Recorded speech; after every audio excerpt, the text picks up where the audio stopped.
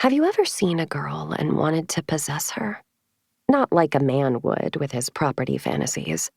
Possess her like a girl or a ghost of one.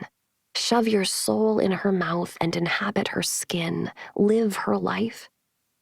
Then you've experienced girlhood, or at least one like mine.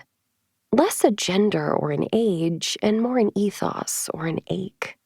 It's a risky era, stretchy and interminable. It doesn't always end. That ever-gnawing void can make you want a body to match, one that looks as hungry as your heart is. Sobbing and throbbing, a lot of the most beloved icons of girl culture are very, very sad and very, very skinny. They are beautiful, and their sorrow only adds to their sex appeal. Tears drip down cheeks onto supple pouts, but that suppleness never extends to the rest of their physical forms, which tend toward extremely slender. Bodies shrink to ever smaller sizes as sad girls lose their appetites, distracted by all that emoting. The sexy, skinny sad girls consume a lot of alcohol and drugs, but they don't eat often, and this is integral to the trope. Marissa Cooper, with her hidden vodka bottles and torrid affairs, chasing oblivion in the OC, is not so different from the young heroines of Jean Rhys novels, drinking their way through the bars and hotel rooms of European cities. All these girls distraught enough to delight us, drinking on empty stomachs. Those girls prefer Pernod to food. Marissa's generation-defining low-rise jeans and spaghetti straps hang off her bones. She's a dead girl walking from the jump, all jutting angles and a handle of liquor in her bag.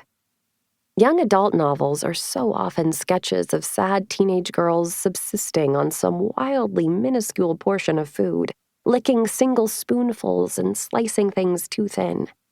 It's not just young adult literature either. In so many stories, a certain kind of girl is always subsisting. I've run into that word, stopped and underlined it more times than I can count. It's a term implying Spartan survival, never the luxury of living. These girls opt for other luxuries, longing stares, hearing the cadence of their names in whispers, slipping into sample sizes. In the eating disorder memoirs I studied diligently when I started starving myself in 2007, at 12 years old, writers subsisted on cigarettes and specific foods I won't tell you about. I have a file on my computer of all the foods I'm not naming now, a file filled with the pithy lists of starvation diets written by women writers I admire. These were usually offered up in curt trios, holy trinities. These girls thought themselves saints of something, and I nodded and kneeled. They wrote hunger haikus, so I copied them down dutifully, a disciple. I planned to list them here before I realized I don't want to write one of those religious texts, rife with commandments and sublime suffering and hierarchies. Too many people I love have misread a memoir as a manual. I don't want to inspire anyone to restrict their intake, dietary or emotional. I want to give something to sad girls, former ones and almost ones and aspiring ones and current ones and their lovers and their haters that sounds like a symphony or a screamo band or a country song to cry to, cacophonous and guttural and probably trying too hard. I want to drape the living, skinny, sexy, sad girl in hazard lights instead of letting her corpse soak up the spotlight. And I don't want to demonize her even as I try desperately not to glamorize her, because it's really not her fault.